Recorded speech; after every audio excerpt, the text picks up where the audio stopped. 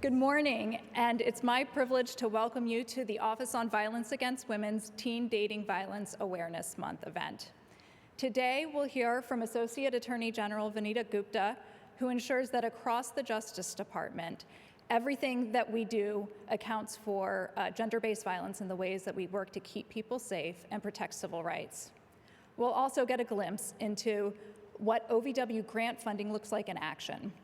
My colleagues at OVW and I are heartened and humbled every day by the work that our grantees are doing in their communities all 12 months of the year to support survivors and try new approaches so that solutions keep in step with a changing world. Just yesterday, the CDC released alarming new survey findings showing that teens are faring worse on some key indicators of health and safety. So the strategies that the groups that you'll hear from today and groups like them are putting in place are more critical than ever. February is also Black History Month, and we're gathered here today just a few months shy of the 60th anniversary of the Birmingham Children's Crusade, when in 1963, more than 1,000 Black school children marched to end segregation. Police met the children with brutal force, and many of the young protesters were arrested. The moral force of the actions of those children helped build support for the passage of the Civil Rights Act of 1964. A woman named C. Virginia Fields, who has championed civil rights throughout her life, said of her involvement as a 17-year-old in the marches in Birmingham that those events started her on a path and believing that using her voice, she can make a difference. Young people tend to be way ahead of us older people when it comes to fighting for justice and equality. But they also expect us to live the values that we say we embrace and strive for the ideals that we say we're striving for. So we need to listen to their voices, we need to walk our talk, and we need to pay attention to what teens are confronting and witnessing as they make their way in the world. And finally, it's critical that we do everything that we can to ensure their safe passage into adulthood so that their vision for a better future becomes reality.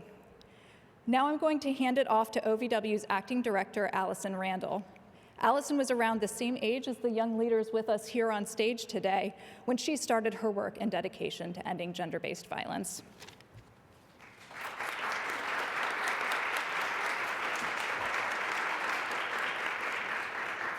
Thank you, Ginger, and good morning, everybody.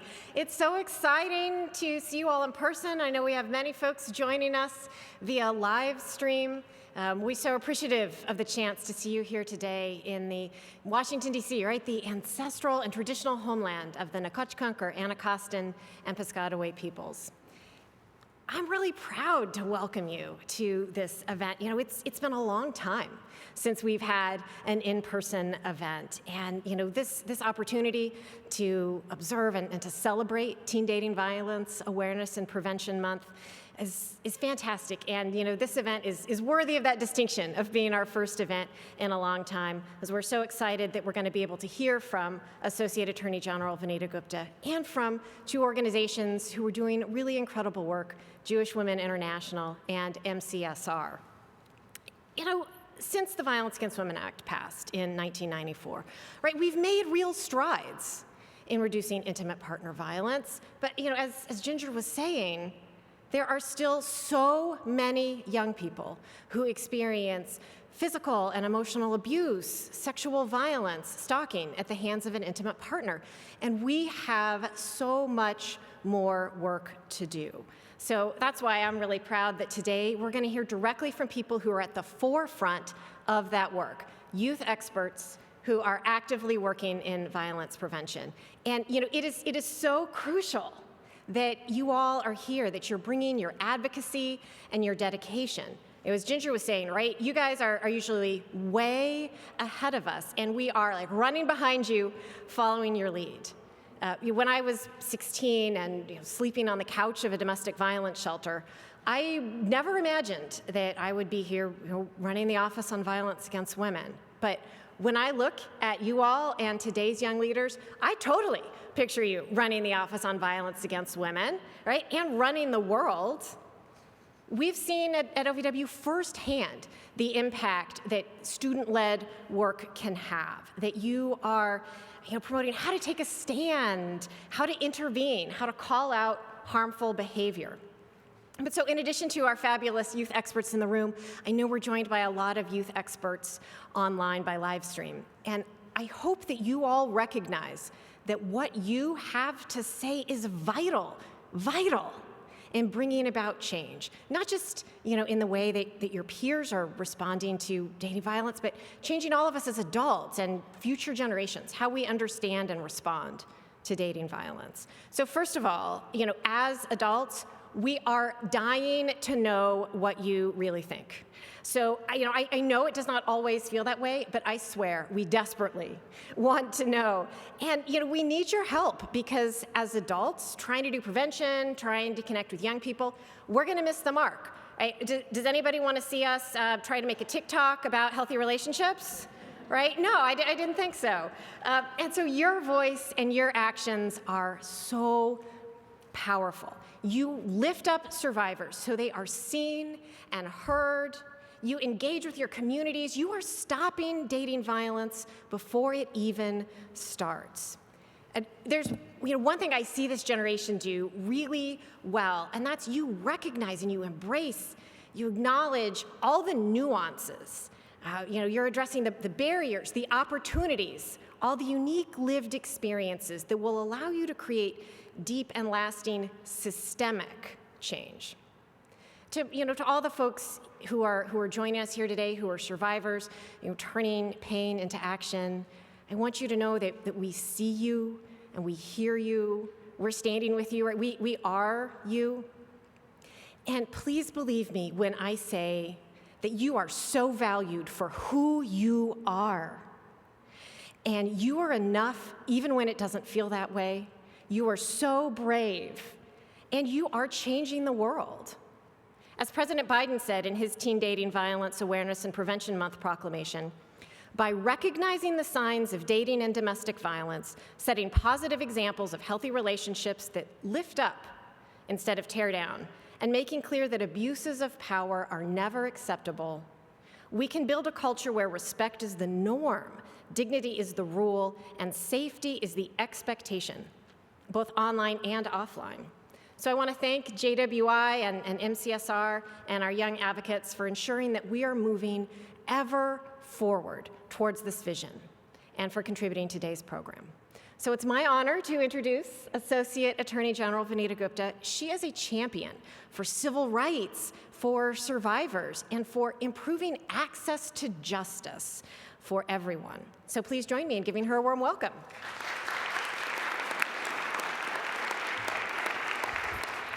Good morning. Thank you, Allison, for your incredible leadership and passion on these issues and so much more. Thank you for joining us both in person and via live stream for this important event marking Teen Dating Violence Awareness Month. I'm really grateful to MCSR and Jewish Women International for partnering with us to convene today's program and for their work in support of young people leading safe and violence-free lives. I say this a lot in many contexts in which I do this work of the Justice Department, which is that young people change the world. And I've seen it over and over again. And so it is your leadership and your commitment that is going to drive us forward. And I want to thank you. And I want to make sure that even in times where you may despair about change, how important your voice is and how important it is that all of us listen to your voices. It's why we're here today, but it is the only way that we will move forward to basically tackle some of our most entrenched social problems. And I want to thank the whole Office of Violence Against Women. I have the honor of working closely with OVW every day, but I'm grateful that you've organized today's event and that you are leading the Justice Department's work in this space. In a recent study, 1 in 8 U.S. high school students reported experiencing dating violence. And research shows that transgender, gay, lesbian, bisexual, and non-binary youth are victimized at the highest rates, meaning that teen dating violence disproportionately affects some of the most vulnerable young people in this country. It is the job of the adults and those of us in the justice system to do everything we can to protect these teens and guide them towards healthy relationships. Growing up in the world today comes with incredibly complex challenges and difficulties. COVID-19 caused unprecedented disruptions in people's lives. The internet, for all of its benefits, brings a host of dangers that most of us who are adults now have little frame of reference for actually truly understanding. Those of us who grew up before smartphones sometimes draw a mental distinction between online interaction and real life. And yet this distinction is increasingly obsolete. Social media connects us, but it also provides another mechanism for abuse and harassment. And for better and for worse, the world is much wider and more accessible to this generation than ever before. That's why last summer, the White House launched a task force to combat online harassment and abuse. OVW and several other DOJ components are key contributors to that effort. And I'm proud that the Justice Department and the federal government as a whole are working to understand and address these complex problems. One example of the Justice Department's work is the Consolidated Youth and Engaging Men Grant Program, which OVW oversees.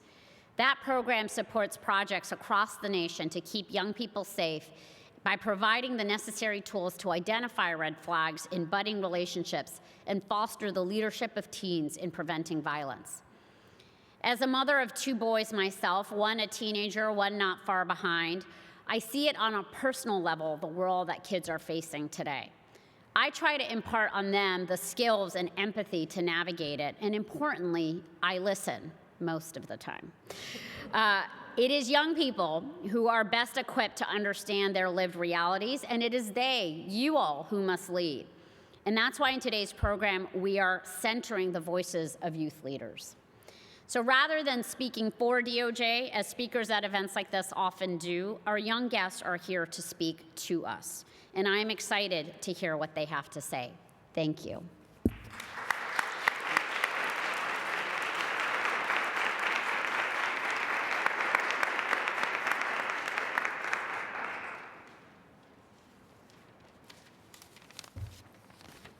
Thank you both for your leadership and for reminding us that we all have a role to play in preventing teen dating violence. Now it's my pleasure to introduce Deborah Rosenblum, Chief Program Officer at Jewish Women International, where she leads initiatives and multiple OVW-funded projects that engage faith and secular communities in collaborative work to address gender-based violence. With OVW funding, JWI produced a Safe, Smart Dating video that we're going to see shortly.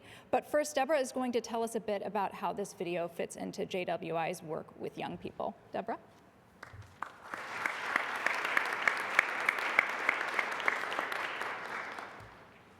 On behalf of Jewish Women International, I want to thank OVW and DOJ for the opportunity to be part of this event for Teen Dating Violence Awareness Month. I'm honored to be on the stage with you. It is also an honor to be here with the youth who speak so poignantly and know so well what we're talking about and lead our work, and also to be sharing our work alongside MCSR, who served as JWI's training and technical assistance provider for each of our Engaging Men and Boys grants.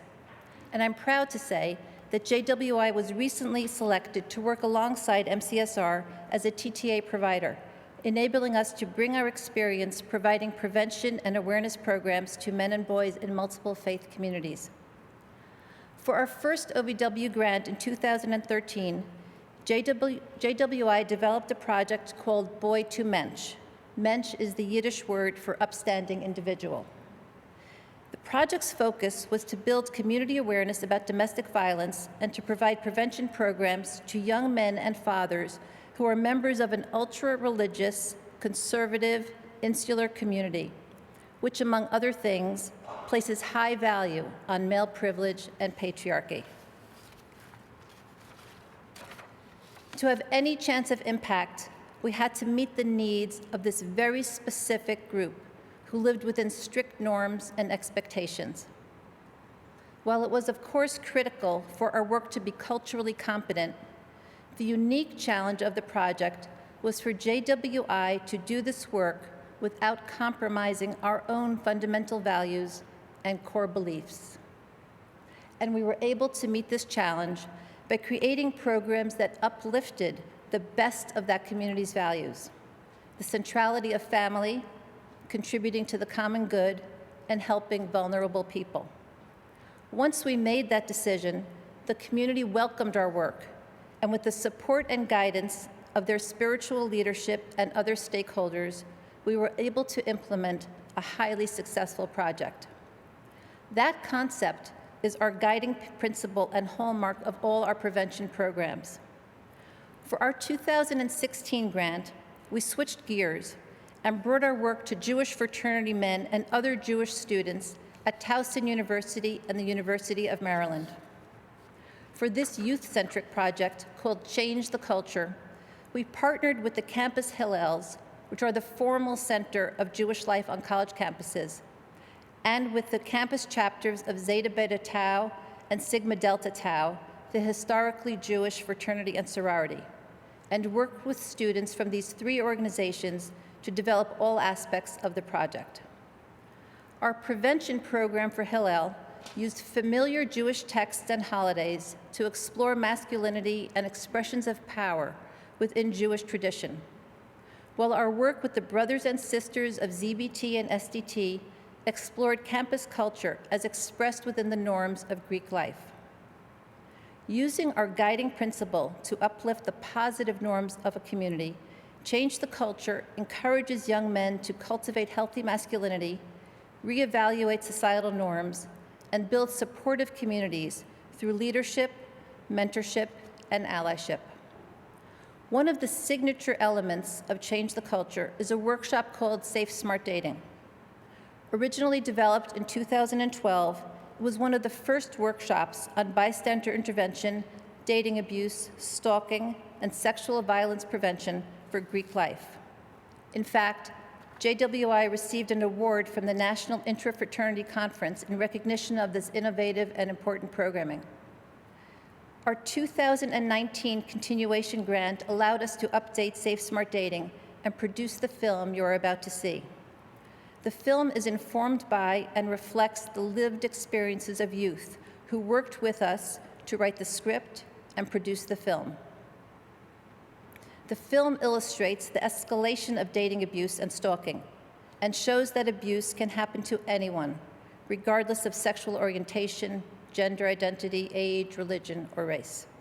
It creates space and context for important conversations and reflections and employs the highest values of a fraternity, leadership, brotherhood, service, and the common good, to empower the brothers to be leaders and active bystanders in ending dating violence, sexual assault, and stalking on campuses and beyond. I hope you find it to be a valuable resource to your work. Thank you.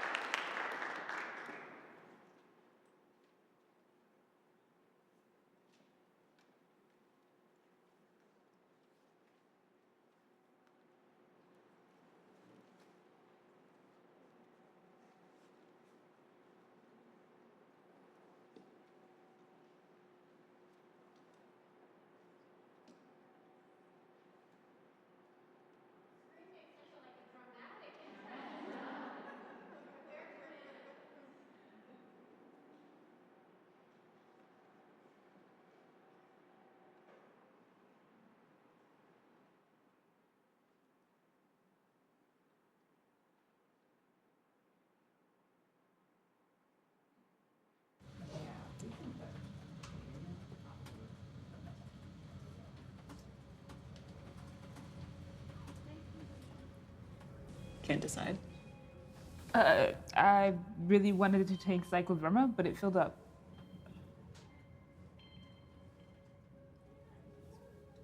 Let me let you in on a little secret. Warm-up sucks ass. No, you're way better next semester with Rosenfeld, anyway. Okay.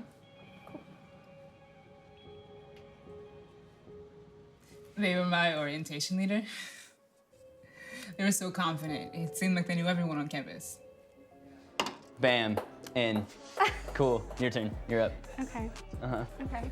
I'm gonna kill this one. Yeah? You're gonna kill it? So. I met her at our first chapter mixer. Okay. Okay. Yes! Yo! Hell yeah! That was awesome. That was so awesome. She was the social chair, and everyone wanted to talk to her. He was the best player on the field.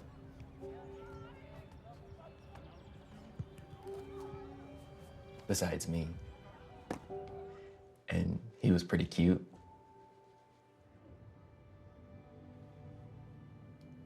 I met him on a dating app.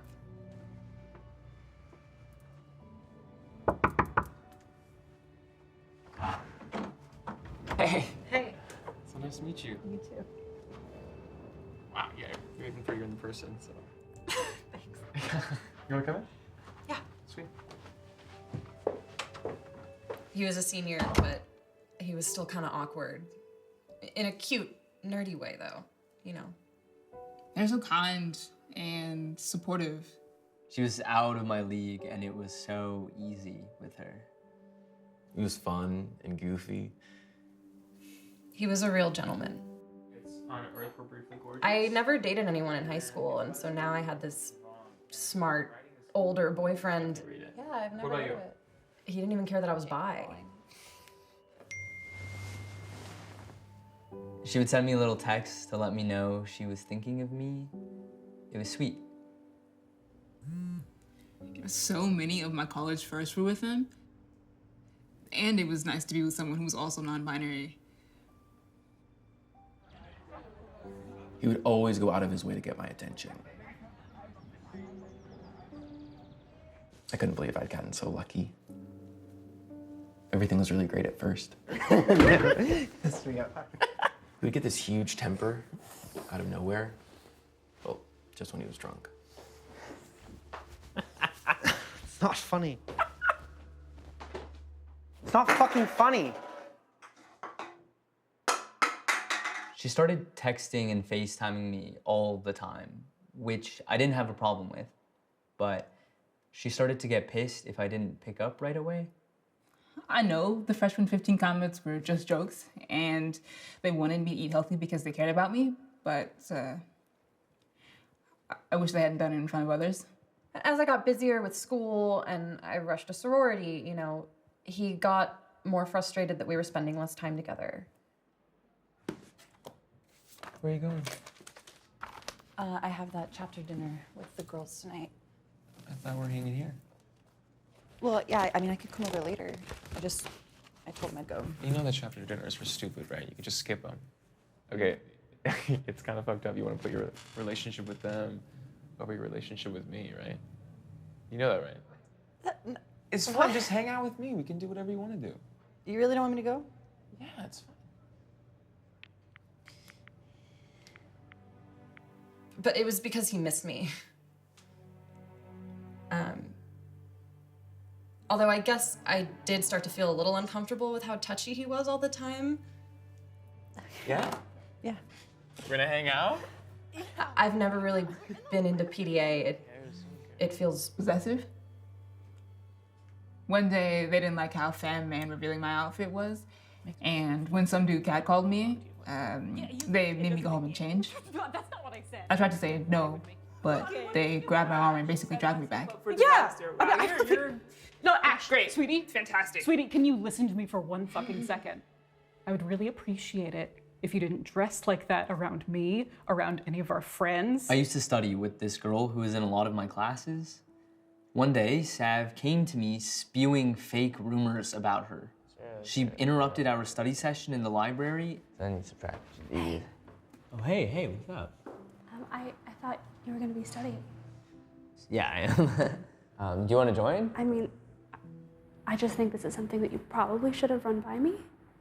I told you I was I studying. actually gotta go, but Yeah, okay, totally. Yeah. Are you okay? Are you serious?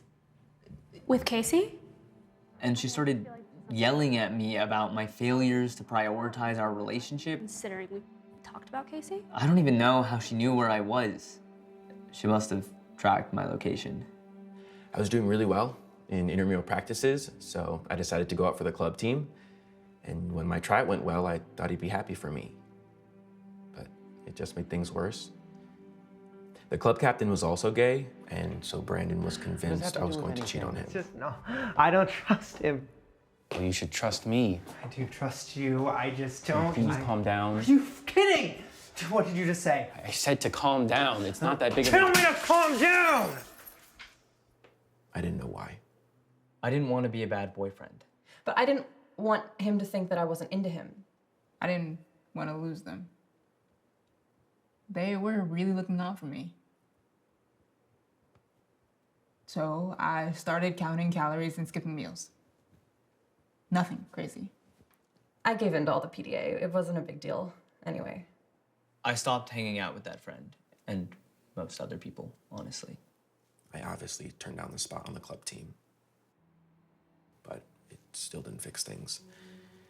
Suddenly he wanted to know who I was with, where I was going, when I'd be back. It was exhausting. They kept telling me how I was taking our relationship for granted. Most people wouldn't be as patient. I mean, it's just so short. It's like sorority girl short. Well, okay, hold on, because I want to have a conversation about these two. Like the combination of the short skirt. Although when I did tell him that the PDA made me feel uncomfortable, he like freaked out and he broke down and he asked me if I was cheating on him or if it was because I'm bi. I just slept with him to stop the yelling. During finals, when I was cramming, I asked her if we could reschedule. No, this is a recurring thing where you don't appreciate me. You don't appreciate our relationship. I do Look appreciate- what's happening right now. She told me I was a bad boyfriend and Savannah? threatened to hurt herself. It got worse on Halloween. I wore my witch costume out, even though I know they didn't approve of it. Do you want to? Yes, I want to be. I tried to stand up for myself, but they threatened to break up with me. I do. You know what? Okay. All right. You know what? Enjoy the party. I am literally going. No, I'm going. Enjoy the party. I stormed out, only to realize they had my keys, so I couldn't get home without them.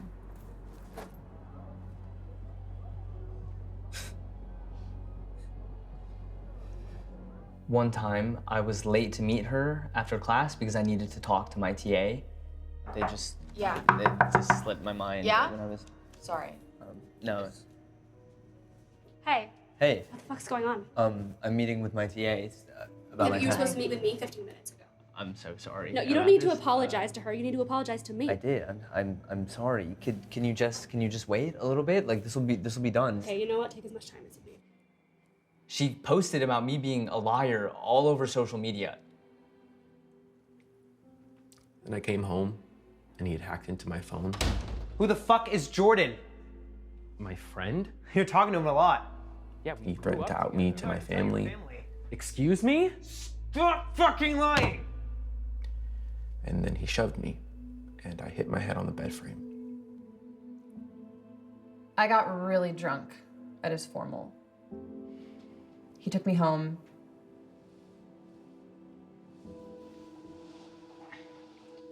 And everything's really blurry.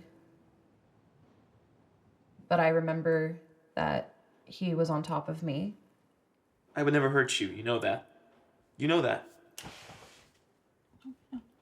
You know that, right? Yeah. Are you okay? Yeah, I love you. Right?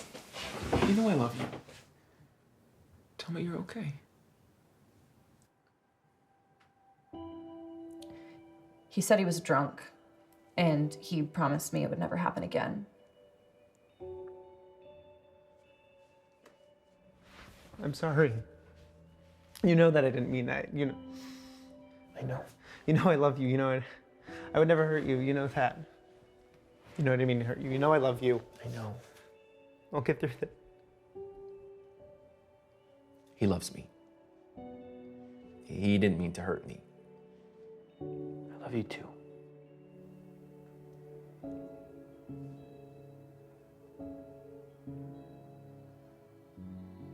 She deleted those posts and apologized for overreacting.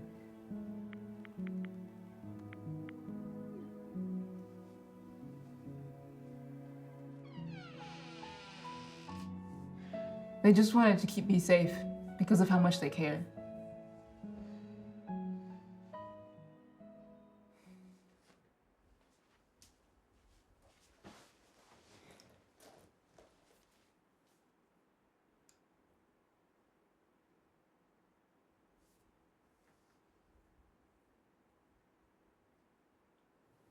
We're in the same queer friend group. If we broke up, I wouldn't have anyone. No one would take me seriously if I told them what was going on. What if we still have a chance? Our chapters are really close. I didn't know how I could tell anyone. They love me. And love is complicated. Yes. I'm just embarrassed. Okay. We have a good thing, and she'll change. Maybe it's my fault. It's better if no one knows. Hi. I don't want to be alone. And he said he would never do it again. Right?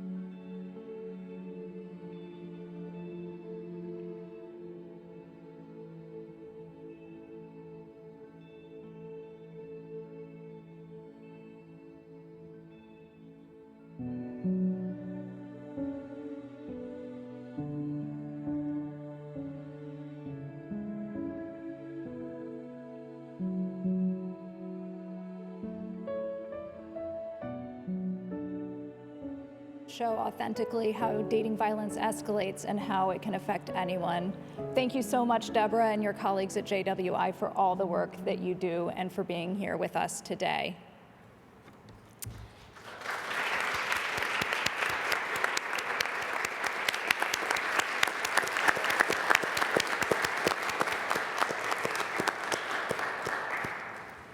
And now I'd like to welcome Josh Bailey from MCSR, which is an organization based here in DC that's working on a national scale to do transformational youth development programs and mobilize young people to create cultures free from violence. Josh is the community education manager for MCSR, where he provides training and technical assistance to community-based organizations, school districts, and government agencies. He's a native Washingtonian and alum of Ballou Senior High School who studied at the University of the District of Columbia. Josh is a veteran of MCSR's Men of Strength Club, and he joined the organization a decade ago as an intern and has been affiliated ever since, conducting workshops and speaking at conferences across the country. Joining Josh today are Braikis, Jameer, and Kate. They're going to talk through some questions with us today, geared toward helping us all understand what it is that young people need from adults to have healthy relationships. These young people have taken time off of school to be here with us today and join us for this event. So I want to thank them first and foremost for their work and their leadership, but also for their generosity with their time. Josh, do you have a mic? And oh, great, we're all mic'd up. Okay, so take it away, Josh. Awesome. So once again, good afternoon, everybody. My name is Josh Bailey. I serve, as Ginger said, as a community education manager here at MCSR.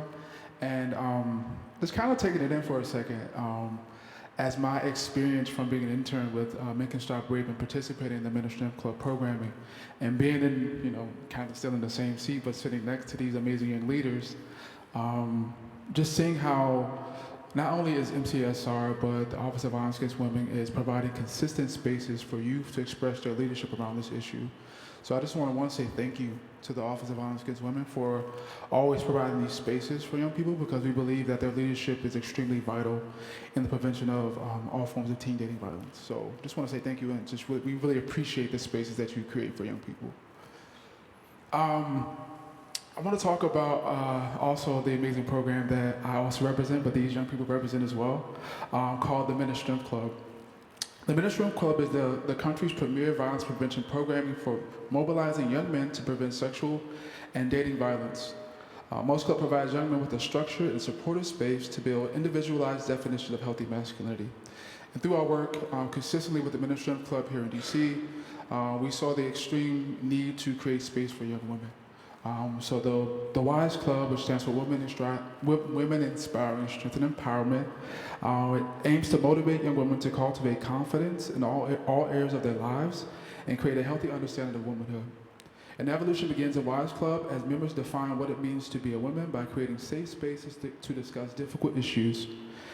Involving in this revolutionary program can be the catalyst for maturing into a self-aware and confident young woman.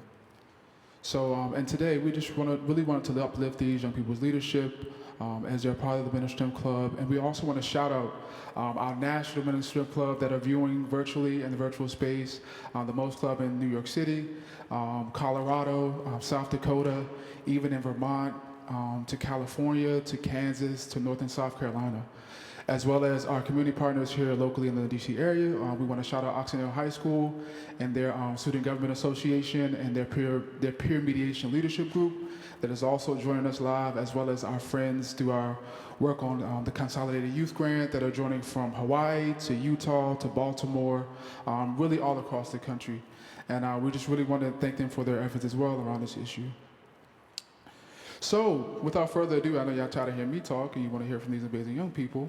So, I want to start by just giving them space to introduce themselves, so to share your name, your school, and I guess your grade. So we can start there. Okay. I'm Brykees Lewis. I'm a junior in Duke Ellington School of the Arts. Good morning. My name is Jameer Thompson. I also attend Duke Ellington School of the Arts, and I'm a junior. My name is Catherine O'Brien. I'm a junior at the School Without Walls High School. Awesome, thank you. So we thought it would be a great way to start this conversation. Also, thank you, Jewish Women International, for this amazing resource that we would love to share with our students and community as well. So just want to thank you for that amazing work that you did in that project as well. So we just wanted to start off this conversation and give you to express, what are some characteristics of the healthy relationship from your perspective? I think some characteristics of a healthy relationship are good communication. That's basically like the forefront of like having like good health in a relationship. If you can communicate to your partner if they're being overly controlling or hypercritical or possessive, and they can take that and do better with themselves, then and vice versa, it's a valuable thing to have in a relationship. I think I would have to agree with Brykees that communication is very beneficial within any form of relationship, whether platonic or romantic. Additionally, I think that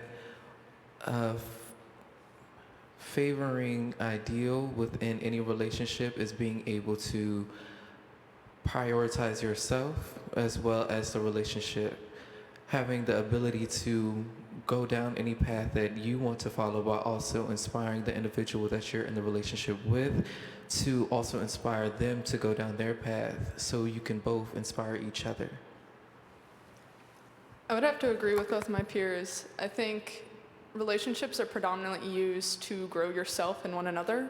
And I think it's really important to make sure that you maintain self-independence, but also if there's any flaws that come up or any roadblocks, you're able to address them together and as a force for one another, helping both the relationship and you as people grow. I think that's really important as teenagers, as we're in a significant period of self-growth as well as developing, and to make sure that we're conscious of creating a foundation for what will be continued on for the rest of our lives.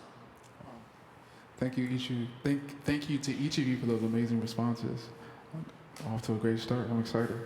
I think as a follow-up question, really, as we focusing on communication and even building an individualized kind of sense of who you are in a relationship, right? I think it's also important that we even continue to talk about what are some of these red flags that show up in unhealthy aspects of relationships. So what are some red flags that you all can identify, maybe even from the video that we saw, just in your personal lives and experiences and relationships? What are some red flags that can come up in unhealthy relationships amongst young people?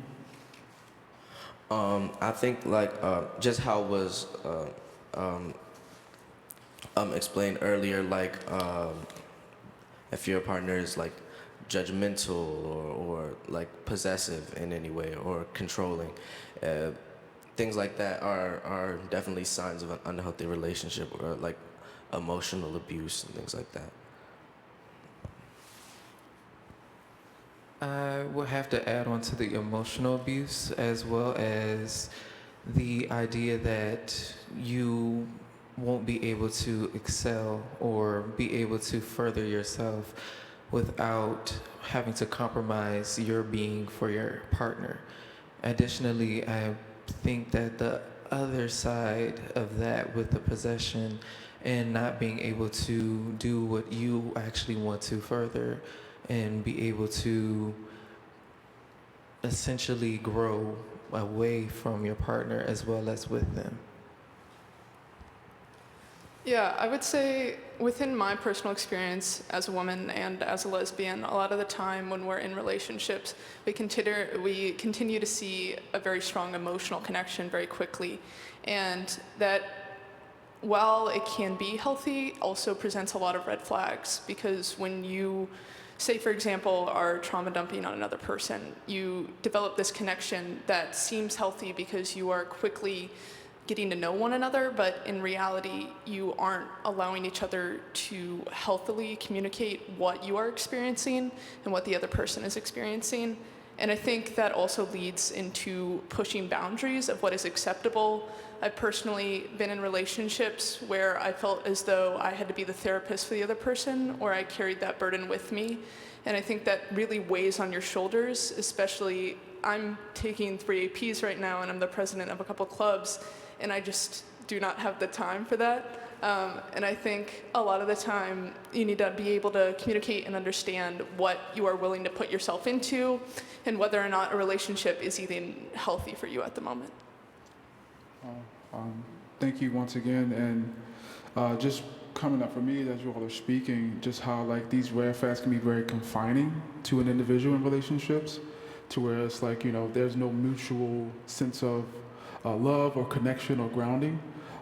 So I also want to talk about, like, from your perspective, what are some ways that you can encourage youth or just individuals on how they can work through or provide some alternatives or support with individuals that may be experiencing these red flags? I definitely do recommend organizations such as these that advocate for healthy masculinity and womanhood to definitely teach like a lot of our young men, you know, the importance of this topic and how to prevent it in their future. I think one of the most beneficial things are definitely outside resources, as well as taking time to further your own understanding of yourself. Additionally, like you said, having more of a better understanding of yourself and being grounded within your own being, and not believing that you need another individual in your life to have a better understanding of yourself. Because most times relationships, often you believe that you have to have a connection with that individual as well as with yourself, and you have to continue down that connection no matter what. When sometimes it's better to have a connection within yourself so that you can further your connection with that other individual. I would also have to agree with both of those responses. I think a lot of the time, as we saw in the video, you can isolate yourselves in most relationships, specifically unhealthy ones. And I think by communicating with peers, with counselors, with resources that surround you, you can really reach out to consider what I'm experiencing may not be healthy. I know a lot of the time it's hard to critically think of a relationship, especially if you feel pressure coming from that person or others surrounding you.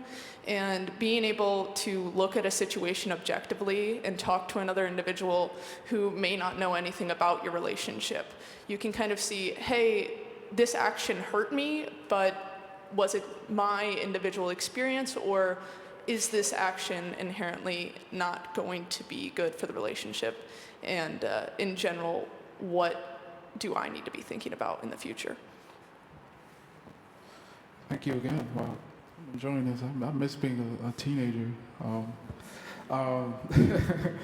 But I think in addition to having conversations about support, right? A lot of times, the relationships between teens and adults or trusted adults or parents, it can be difficult bringing these conversations into those relationships, right? So I also want to just create a space, a moment where we can discuss like, what makes it hard to talk to parents and trusted adults about the difficult challenges that you may be experiencing in your relationships? I feel that it's often difficult to bring topics like this to trusted people like your adults or even your partner, because there's ultimately a level of love that you have for this person. You know, you're afraid of losing them. You're afraid of what might happen to your relationship if you bring these issues to them. Or oftentimes it would be embarrassing to tell an adult, or you don't feel like you're comfortable enough to bring it to an adult, which is, I don't know, it could be an easy workaround, you know, if everybody were to be educated about this topic and you know, made clear to everyone that it's always okay to say something. There's never an instance where it would be like there's never an instance where it would not be beneficial to bring any suspicion of anything happening like this to anyone that you trust. I think the most impactful thing within any relationship between an older adult as well as a youth is definitely a level of maturity. Oftentimes, some adults believe that us youth don't have enough maturity or enough, you could say, years of experience to be able to advocate for ourselves, especially when it comes to a relationship at an early age. So I think the most bountiful thing with any relationship between an older adult and a youth is having that ability to have trust and maturity between each individual. Yeah, I would also say having conversations with parents can be specifically difficult if you are in a relationship that contradicts familial norms. If you aren't out to your parents, or if you're in an interracial relationship, or one that may have some sort of age gap or something that they don't feel is appropriate to you specifically, can present big roadblocks when it's being open within your communication with one another, as well as your communication with a lot of family members. Specifically, I do think this can be really harmful because you're, once again, like isolating yourself, and by not communicating with your parents, I think that leads to a lot of conflict. But I would advocate for the opposite. I've found it very helpful, and I'm very grateful that I can openly communicate with my mother about my relationships, and I've taken her advice to heart sometimes, and I've recognized that the relationships I might have been in may not have been healthy, and her guidance and her support as somebody who has been through what I've been through before, and also just as my mother, has really helped me to grow as a person and form healthy relationships. Okay, if we can stay there for a moment, because I also want to talk about how can we overcome those challenges with, you know, creating spaces where we can talk to adults and our parents and trusted adults in our lives. Can you maybe speak to the relationship with your mother, inappropriate, you know, what's appropriate, but can you just speak to the relationship you have with your mother and the way in which you can establish such open communication where you feel safe and comfortable with talking about your relationship with your parent? Yeah, I think my experience is pretty individual because I came out at 12 years old, so it's a very early age. So I've had a lot of time to create this relationship that is kind of very understanding of who I am. She knows that whatever I'm experiencing, and as well, I'm very fortunate to have a mother that accepts me for who I am, and understands that what I'm going through is the same as what she was going through. It's just a little bit different in certain areas. And I think also I don't really hold anything back from my mom. I know I have a very deep connection with her, and everything that I have learned has really been from her. She was a single mom for a while, so she's really, I think, my rock. And making sure, if I had to advise other people on open communication with your parents, I would say, I never think it's good to lie at the end of the day. As long as you're staying safe, most of the time your parents will understand what you're going through, because at the end of the day, you're their child and they want to support you. So even if something bad happens, or if you're afraid of the repercussions, if it's safe to communicate with that person, I think it's important to maintain a healthy relationship by saying such. And as well, just making sure that you're checking in on a daily basis, because your parents are still a relationship that you're maintaining. And although it seems like you can easily just be there in order to form a healthy relationship, talk about your emotions, your day with that person, and open space for them to speak as well. Because most of the time, I think parents just want to have a good relationship with their child. Wow, thank you, Kate. I will pose that to the rest of our panelists as well. What are some ways in which we can overcome the challenges with, creating those better relationships or connection with adults, so that we can share those difficulties and, kind of have a support system? I do agree that having a good relationship with your parent is definitely always very valuable, very useful. I think a step in having a good relationship with your parents is having very open communication with them. Like I said, communication is very important in any relationship, especially with your parents. I actually have a very similar situation with Kate, where me and my mother also have a very beautiful relationship where we're able to communicate freely, and I'm able to express things that are troubling me within any aspect, whether it's academic or relationship, romantic or platonic. Thank you. I think as a follow-up question, in regards to really fostering or creating a sense of community, right?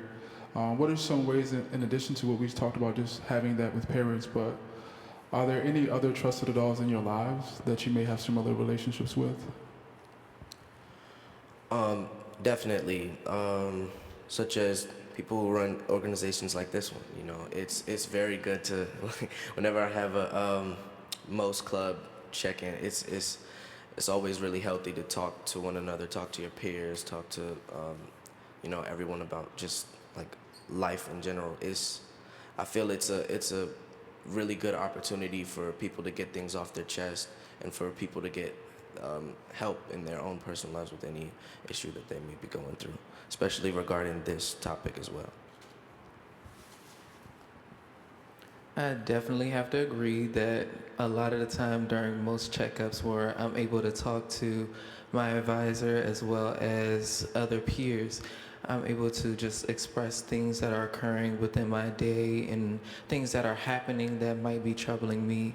And I definitely have to say a lot of the faculty at my school definitely help with expressing with whatever's troubling me, whatever is happening that might not be something that I want to express directly to my parent, but I definitely want to just get off of my chest. Yeah, I would have to agree. I would go with my wise supervisor. I would say I feel like having communities where you have a space to express what you're feeling and how that may be affecting you is really important. Recently, in one of my last Wise Clubs meetings, we had a communication. I was looking back on a relationship, and by opening that space to my peers and my supervisor, I was able to more deeply understand how that may have affected me and whether the instances that I was going through were healthy or not. And I think by having someone in the room that I trust and I know that will keep my information confidential, unless, of course, it's going to be harming myself or others. But at the end of the day, by having that space for myself, and I know that my peers have as well, has made me a lot more comfortable with others, especially with my emotions as well. And I think that's really important. I think as it's kind of a final thought. A lot of papers up here, I'm sorry. But I think as we're kind of coming to the end of our panel, right, I just want to ask you guys, and what are some things that we can do as adults, those trusted adults, in creating more spaces to uplift your leadership? Like OVW and the Men of Strength Club Wise, what are some things that we can do as the adults that are in positions to kind of coordinate change, right, on the various different levels? Like, what are some things that we can do to help you all be in position to be the next generation of leaders and change makers around this issue? As far as, bless you, I'd say as far as parents go, making your child feel comfortable enough to speak with you about anything, actually like giving your child a foundation to have great communication with you is very important.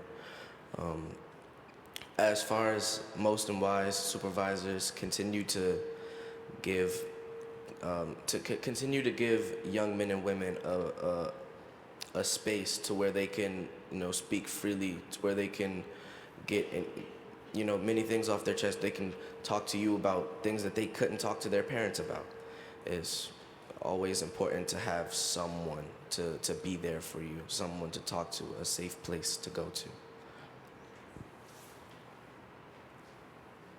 I think the most beneficial thing is definitely just having an opportunity to have somebody to simply listen to what we have to say. Like, for example, I'm very grateful for this opportunity to have all of us youth be able to just simply have an opportunity to be heard and listened to.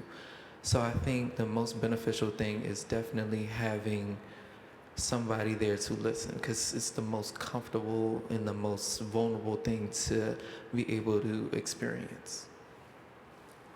Yeah, I would say right now, I feel like WISE has provided a pretty strong foundation. I don't think there's much that I am missing within that club setting, but I think with parents, like I was talking about earlier, when it comes to consequences or communication between your child, making sure that you're having conversations about what is going on in their life, as well as if you are wanting to reprimand something, for example, you have a conversation on why you think that instance was wrong, or why you feel as though you're giving out said punishment, right? Because then the child understands what you are feeling, as well as opening the ground for what they may have been feeling in the moment, or why they did the thing they did.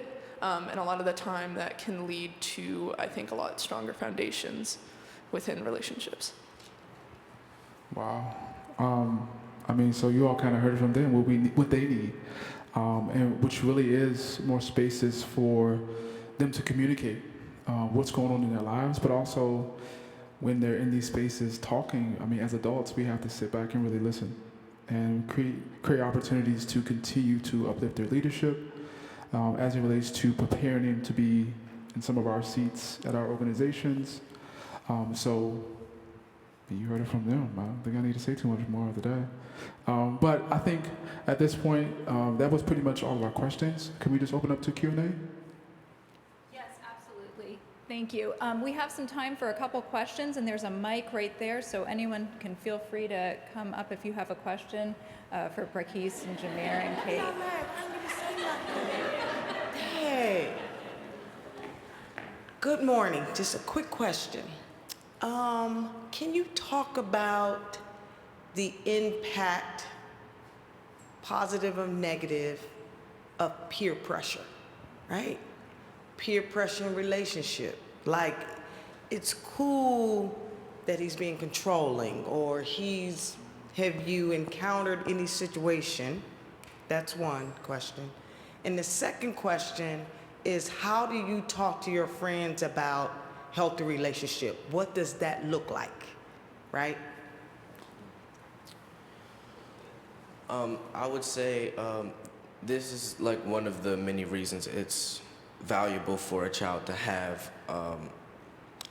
parents that talk to them about certain things like this, because then you would be armed with the knowledge to avoid certain situations like that, or being in being in the Most or Wise Club, you will have people that, I guess teach you about certain things like this, to get basically giving you the knowledge and the power to not be so easily controlled.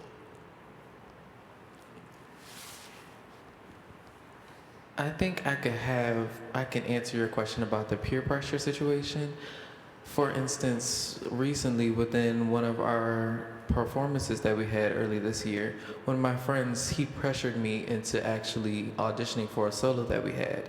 So although personally for me, I definitely did not want to do it, he pressured me to still go out for it and take the opportunity despite me having my own negative thoughts. So peer pressure can definitely be a positive thing as well as a more negative impact within a person's life.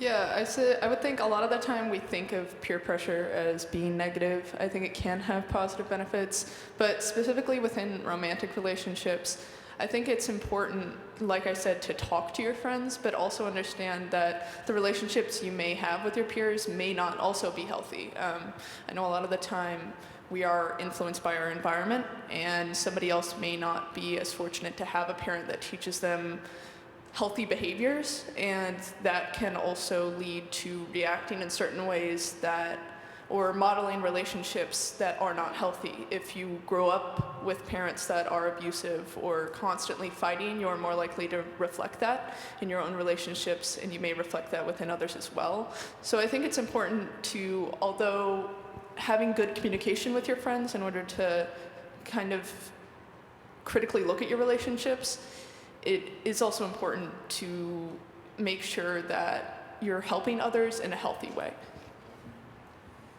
And then also the second part of the question was, how do you all talk to your friends about, what is a healthy relationship or what it looks like? Okay, let's see. I would, I would first, of course, like I said, speak to my friends about having healthy communication in a relationship. Basically treating everyone the way you want to be treated, loving yourself as much as you would love anyone else. I think the easiest thing is simply asking for clarification.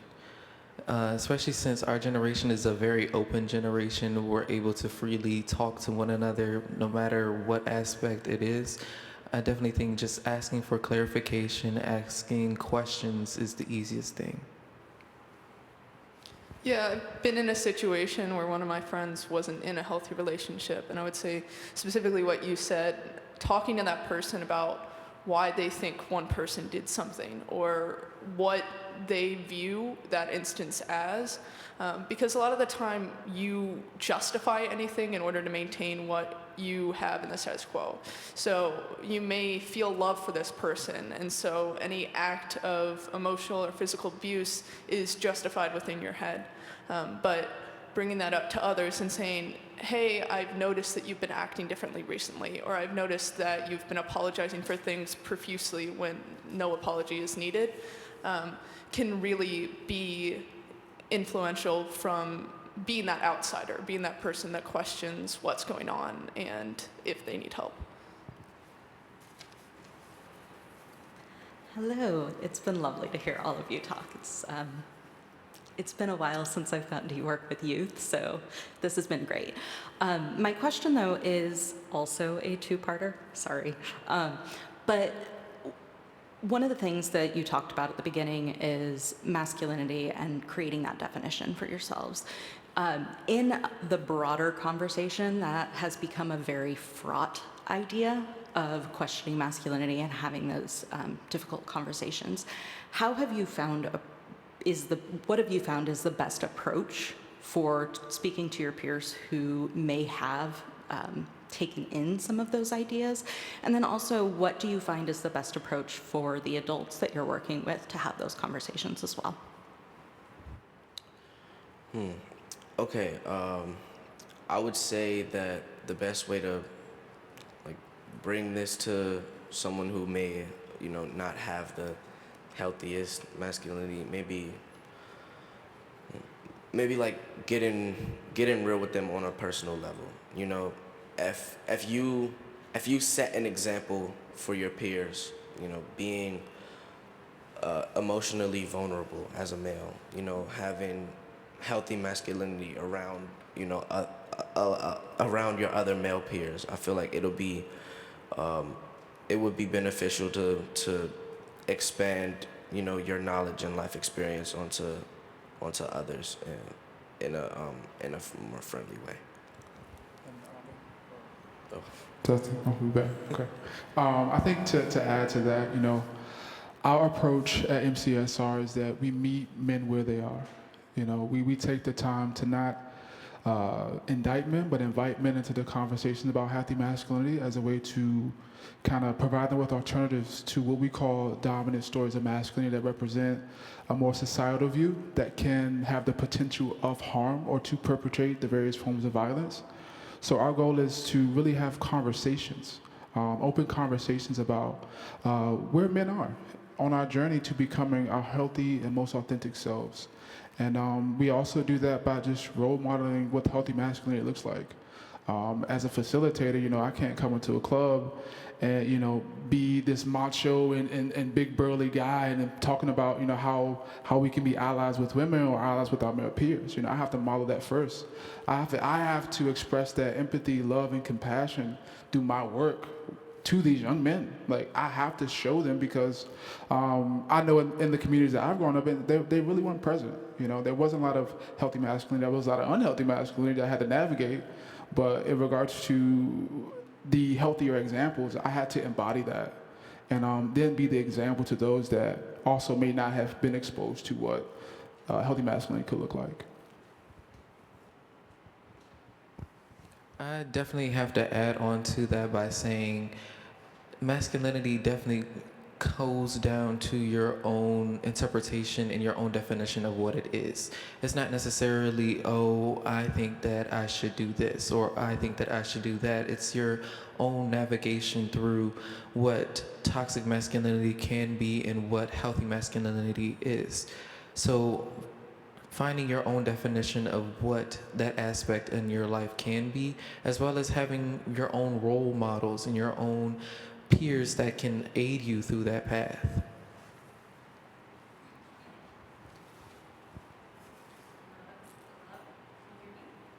Hello. Hi. Thank you all for being here. I just wanted to name some of the boogeymen that I'm sure some of my older peers have heard about in relationship to the intersection of youth and technology. Reddit, 4chan, YouTube, Andrew Tate, the rise especially of what I have been seeing on online masculinity. And these kind of in-person spaces, how can we help create and foster online and in-person discussions about healthy relationships, masculinity? What can we do as people in this sphere to really get down to talking with people? Thank you. I definitely think that there should be, more outlets, especially on the media, where a lot of young men, use on the day-to-day. I think there should be a lot more outlets of healthy spaces that promote healthy masculinity and womanhood as well, like to influence young people, better than everything that's always thrown into their faces. For some people, that's all they know, growing up, because they might not be fortunate enough to have any sort of role model to teach them otherwise. So I think it would definitely be healthier to have more outlets of this kind of information on the media. I think due to our generation being heavily devoted within technology, especially after the COVID-19 pandemic, where a lot of things that used to be more on a paperback side switched to more on the electronical side. So I think due to that massive change and that massive shift within our media and our overall way of life, that having the right influence and finding the right influence within media is what's going to impact our own way of finding what masculinity can be, as well as what the right things to say to another individual through communication can be. Yeah, I think a lot of the time when we're addressing social media, I personally see posts all the time that maybe seem like they're masked in a level of irony, but once you fall down a rabbit hole of continually, like with algorithms, for example, we all know that once you like something, it's going to keep showing up content that's related to that material, and something that was once ironic doesn't become ironic anymore. You fall down like extremism, right? And I think a lot of the time, certain groups are affiliated with extremism and can also preach, like, for example, incels. A lot of the time, you isolate yourself in a community that you think is uplifting yourself when in reality is toxic. And I think a lot of people can, on social media, see posts that seem like a joke until you really address what the behavior they're exhibiting is and becomes honestly very serious. I think I see posts all the time of women and men respectively saying things that are fundamentally wrong about the other gender or about another person, saying that certain things, yeah, I think just unhealthy behavior. But by addressing that, I would say we need to make sure that there are outlets out there for people to interact with that show examples of what something good is and what something bad is by interacting with media that we consume. I know Euphoria, for example, is a TV show with a lot of unhealthy relationships, and by showing those examples of what people understand as why it is wrong, then they can kind of reflect that in their own life compared to just saying a broad term for a behavior. Like, we all know what a red flag is, but it can be kind of vague sometimes. And also, shameless plug for MCSR, we actually do have what we call community conversations around healthy masculinity, where we invite different professionals in the field to talk about their work and how we can uplift both organizations at the same time, as we would really look to disseminate this message to everyone. So I would encourage y'all to go to MCSR on YouTube and check out some of our community conversations. And yeah.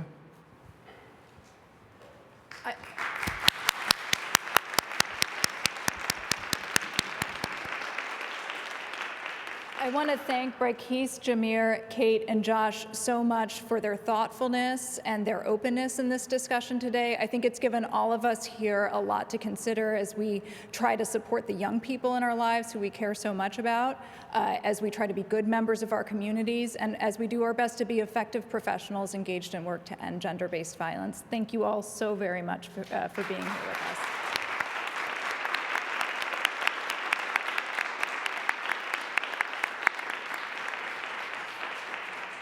And that concludes our program.